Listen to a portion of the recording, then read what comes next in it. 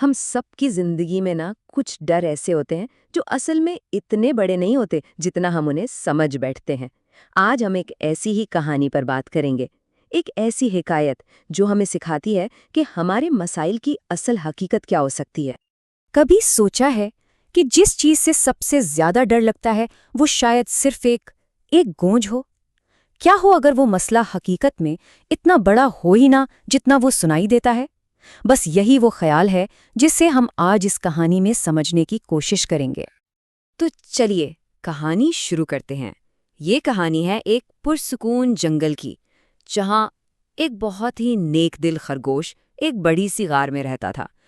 اس کی ایک بہت ہی چھوٹی سی سادہ سی خواہش تھی، لیکن اسے کیا معلوم تھا کہ یہی چھوٹی سی خواہش اسے ایک بہت بڑے امتحان میں ڈال دے گی۔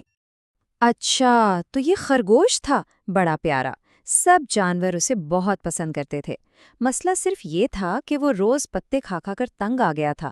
لیکن اس دن اس کی قسمت اچھی تھی، اسے ایک گاجر مل گئی جو اس جنگل میں ملنا کوئی عام بات نہیں تھی۔ خرگوش تو بس خواب دیکھ رہا تھا کہ کب اپنی غار میں پہنچ کر سکون سے یہ گاجر کھائے گا، لیکن پھر پلک چپکتے ہی اس کی ساری خوشی غائب ہو گئی۔ اس کی وہ قیمتی گاجر ہاتھ سے پھسلی اور سیدھا پانی میں جا گری، اور وہ بیچارہ بس بے بسی سے اسے بہتا ہوا دیکھتا رہ گیا۔ تو اب تھکا ہارا، دل ٹوٹا ہوا خرگوش واپس اپنے غار کی طرف چلا کہ چلو آرام ہی کر لوں۔ لیکن جیسے ہی وہ وہاں پہنچا، اسے لگا کہ کچھ بہت غلط ہے۔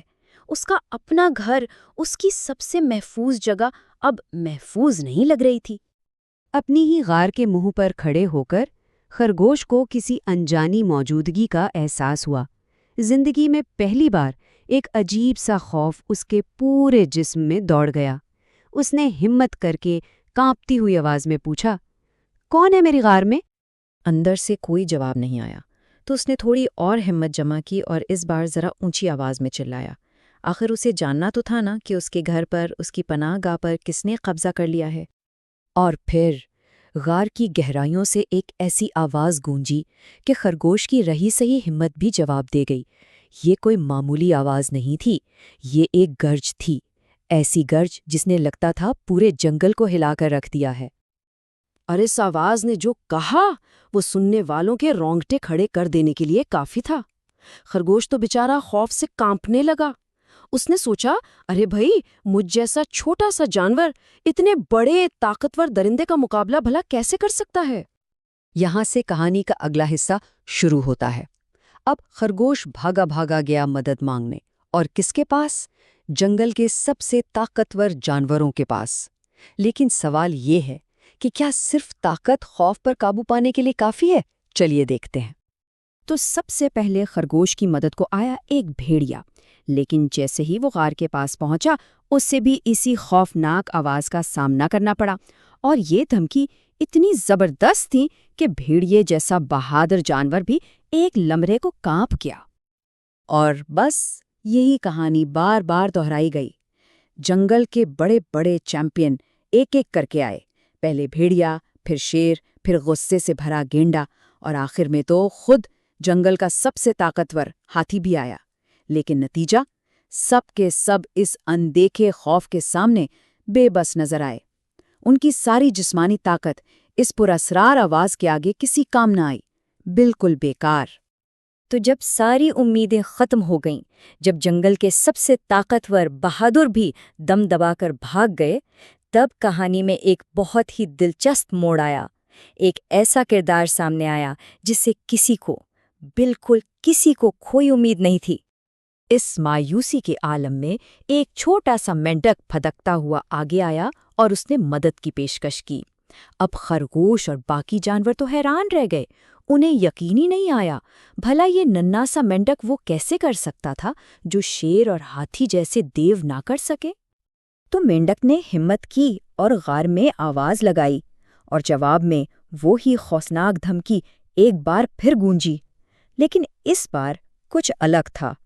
جہاں شیر اور ہاتھی جیسے جانور بھاگ پھڑے ہوئے تھے، وہیں یہ چھوٹا سا مینڈک اپنی جگہ سے 1 انچ نہیں ہلا۔ اور بس یہ تھا کہانی کا ٹرننگ پوائنٹ۔ مینڈک نے وہ کر دکھایا جو کوئی اور نہیں کر پایا تھا۔ وہ بھاگا نہیں، بلکہ اس نے فیصلہ کیا کہ وہ اس خوف کا سامنا کرے گا۔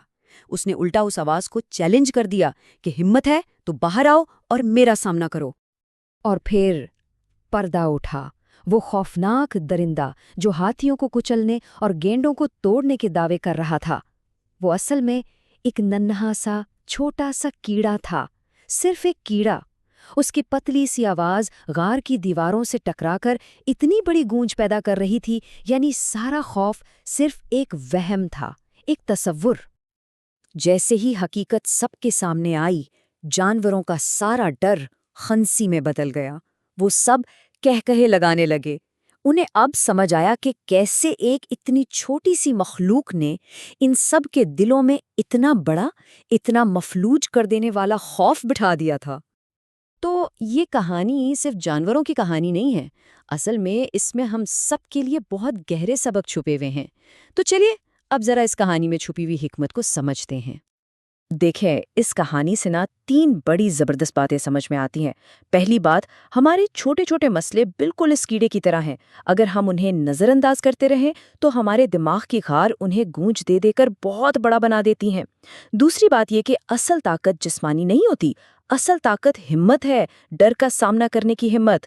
اور تیسری اور شاید سب سے اہم بات کہ خوف سے بھاگنے پر وہ اور پیچھا کرتا ہے، بالکل جیسے شیر اور ہاتھی کے ساتھ ہوا۔ اس سے بچنے کا ایک ہی طریقہ ہے، اس کا سامنا کرنا۔ اور آخر میں یہ کہانی ہمیں ایک سوال کے ساتھ چھوڑ جاتی ہے۔ سوچنے کی بات یہ ہے کہ ہماری اپنی زندگی کی غار میں وہ کون سا کیڑا ہے جو اتنی بڑی گونج پیدا کر رہا ہے؟ وہ کون سا چھوٹا سا مسئلہ ہے جسے ہم نے ایک بہت بڑا خوفناک درندہ سمجھ لیا ہے؟ اس کہانی کا سبق یہی ہے کہ ہمت سے اس کا سامنا کریں، کیونکہ اکثر ہمارا سب سے بڑا خوف حقیقت میں صرف ایک گونج ہی ہوتا ہے۔